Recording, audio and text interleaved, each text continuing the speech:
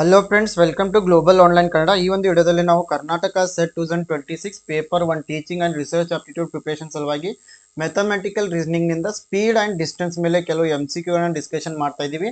So ಕಳೆದ ಬಾರಿ ಇದರ ಮೇಲೆ ಒಂದು ಪ್ರಶ್ನೆ ಕೂಡ ಬಂದಿತ್ತು. ಸೊ ಅದೇ ರೀತಿ ಯಾರೆಲ್ಲ ವಿದ್ಯಾರ್ಥಿಗಳು KSET 2026 ಪ್ರಿಪರೇಷನ್ ಅನ್ನು ಮಾಡ್ತಾ ಇದ್ದೀರಾ, ಗ್ಲೋಬಲ್ ಆನ್ಲೈನ್ ಕನ್ನಡ ವತಿಯಿಂದ ನಾವು ಪೇಪರ್ 1 ಕೋರ್ಸ್ ಅನ್ನು ಆರಂಭ ಮಾಡಿದ್ದೀವಿ. ಇದರಲ್ಲಿ ನಿಮಗೆ ಕಂಪ್ಲೀಟ್ ಥಿಯರಿ ಲೆಕ್ಚರ್ಸ್ ಅನ್ನು ಕೊಡ್ತಾ ಇದ್ದೀವಿ, ಸಾಕಷ್ಟು MCQ ಲೆಕ್ಚರ್ಸ್ಗಳನ್ನು ನೀಡ್ತಾ ಇದ್ದೀವಿ, 50 ಮಾಕ್ ಟೆಸ್ಟ್ಗಳನ್ನು ಕೊಡ್ತಿದ್ದೀವಿ, ನೋಟ್ಸ್ ಅನ್ನು ನೀಡ್ತಾ ಇದ್ದೀವಿ, 5000+ MCQ PDF ಅನ್ನು ಕೊಡ್ತಾ ಇದ್ದೀವಿ. ಈ ಒಂದು ಕಂಪ್ಲೀಟ್ ಕೋರ್ಸ್ ಇಂಗ್ಲಿಷ್ ಮತ್ತು ಕನ್ನಡ ಎರಡು ಲ್ಯಾಂಗ್ವೇಜ್ ನಲ್ಲಿ ದೊರೀತಾ ಇದೆ. ಸೊ ನೀವು ಜಾಯ್ನ್ ಆಗಲು ಗ್ಲೋಬಲ್ ಆನ್ಲೈನ್ ಆ್ಯಪ್ ಅನ್ನು ಪ್ಲೇಸ್ಟೋರಿಂದ ಡೌನ್ಲೋಡ್ ಮಾಡಿ ರಿಜಿಸ್ಟರ್ ಮಾಡಿ.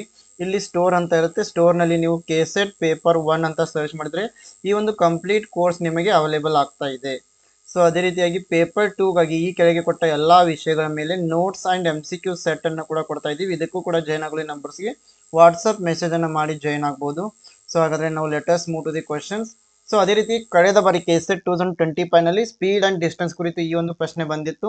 ಆ car covers a certain distance at a speed of 50 km/h in 6 hours.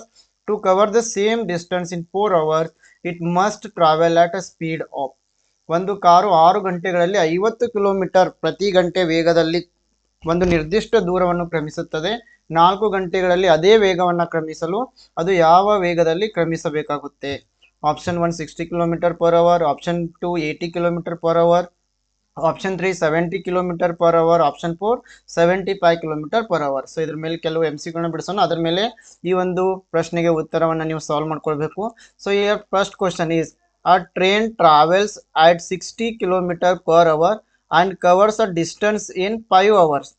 To cover the same distance in 4 hours, what should be the speed of the train? ಒಂದು ರೈಲು ಗಂಟೆಗೆ 60 kilometre ವೇಗದಲ್ಲಿ ಚಲಿಸಿ 5 ಗಂಟೆಗಳಲ್ಲಿ ಒಂದು ದೂರವನ್ನು ಕ್ರಮಿಸ್ತಾ ಇದೆ. ಅದೇ ದೂರವನ್ನು 4 ಗಂಟೆಗಳಲ್ಲಿ ಕ್ರಮಿಸಲು ಅದರ ವೇಗ ಎಷ್ಟಿರಬೇಕು? Option A 70 km/h, option B 75, option C 80, option D 85. So here let us see. Here ತುಂಬಾ ಸರಳವಾಗಿದೆ. ಡಿಸ್ಟೆನ್ಸ್ ಮೊದಲಿಗೆ ನಾವು ಡಿಸ್ಟೆನ್ಸ್ ಅನ್ನ ಫೈಂಡ್ ಔಟ್ ಮಾಡಬೇಕು. So distance is equal to 60 × 5 because the speed of the train is 60 km/h and multiplied by time. Distance is equal to speed multiplied by time. So ಇಲ್ಲಿ 5 hours ಅಂತ ಇದೆ. So 60 × 5 ಮಾಡಿದಾಗ 300 kilometre, ಅಂದರೆ ಅದು ಈ ಒಂದು train 5 hours ನಲ್ಲಿ 300 kilometres cover ಮಾಡ್ತಾ ಇದೆ. The train is covering 300 kilometers in 5 hours. So to cover the same distance in 4 hours, what should be the speed? So required speed is equal to 300 kilometer divided by 4. That's it. 75 kilometer is the right answer. So ಇಲ್ಲಿ 75 km/h ಸರಿಯಾಗಿದೆ. So option B is the correct answer. Now question number 2. A bus covers a distance at 45 km/h in 8 hours. So a bus covers a distance at 45 km/h in 8 hours. How far should it travel to cover the same distance in 6 hours? ಅದೇ ರೀತಿ ಪ್ರಶ್ನೆಗಳಿದಾವೆ. ಒಂದು bus 8 ಗಂಟೆಗಳಲ್ಲಿ 45 kilometre ಅನ್ನ ಚಲಿಸ್ತಾ ಇದೆ. ಅದೇ ದೂರವನ್ನ 6 ಗಂಟೆಯಲ್ಲಿ ಕ್ರಮಿಸಲು ಅದು ಎಷ್ಟು ವೇಗವಾಗಿ ಚಲಿಸಬೇಕು? Option A 50 km/h, option B 55, option C 60, option D 65. Yes, here also same. Distance is equal to speed multiplied by time. Speed of the bus is 45 km/h and the time is 8 hours. So in 8 hours at the speed of 45 km/h it is covering 360 kilometers. ಇಲ್ಲಿ ಒಂದು bus 45 speed ನಲ್ಲಿ 8 hours ಚಲಿಸಿ 360 kilometre ಅನ್ನ cover ಮಾಡ್ತಾ ಇದೆ. ಹಾಗಾದ್ರೆ ಅದೇ speed ಅನ್ನ ಅದೇ ಕಿಲೋಮೀಟರ್ಸ್ ಅನ್ನ 360 ಕಿಲೋಮೀಟರ್ಸ್ ಅನ್ನ 6 ಗಂಟೆಗಳಲ್ಲಿ ಚಲಿಸಲು 360 ಡಿವೈಡೆಡ್ ಬೈ 6 60 km/h ವೇಗದಲ್ಲಿ ಚಲಿಸಬೇಕು. Question number 3. A car travels at 72 km/h and takes 5 hours to reach its destination. If it has to reach in 4 hours, what speed is required? So a car is going to travel at 72 km/h and it is taking 5 hours to reach the destination. If the car wants to reach the same destination in 4 hours, what is the speed? ಒಂದು car 72 ಗಂಟೆಗೆ 72 kilometre ವೇಗದಲ್ಲಿ ಚಲಿಸ್ತಾ ಇದೆ ಮತ್ತೆ ಒಂದು ತನ್ನ ಸ್ಥಾನವನ್ನು 5 ಗಂಟೆಗಳಲ್ಲಿ reach ಆಗ್ತಾ ಇದೆ.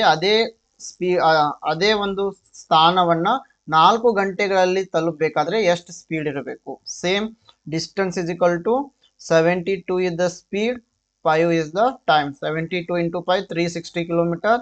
ಸೊ ಅದೇ ಡಿಸ್ಟೆನ್ಸ್ ಅನ್ನ 4 ಗಂಟೆಗಳಲ್ಲಿ ಕವರ್ ಮಾಡಲು 360 divided by 4 is 90 kilometre per hour. So here option C is the correct answer. Question number 4. A train running at 54 km per hour takes 2 hours 30 minutes to cover a distance. How fast must it run to cover the same distance in 2 hours?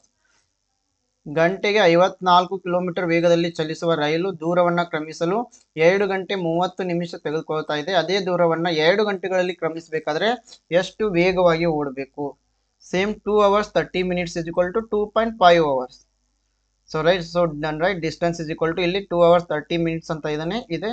So ಇದನ್ನ 2 hours and half ಆಗುತ್ತೆ, ಹಾಗಾಗಿ 2.5 ಅಂತ ತಗೋತೀವಿ. Distance 54 kilometre ಕೊಟ್ಟಿದ್ದಾರೆ.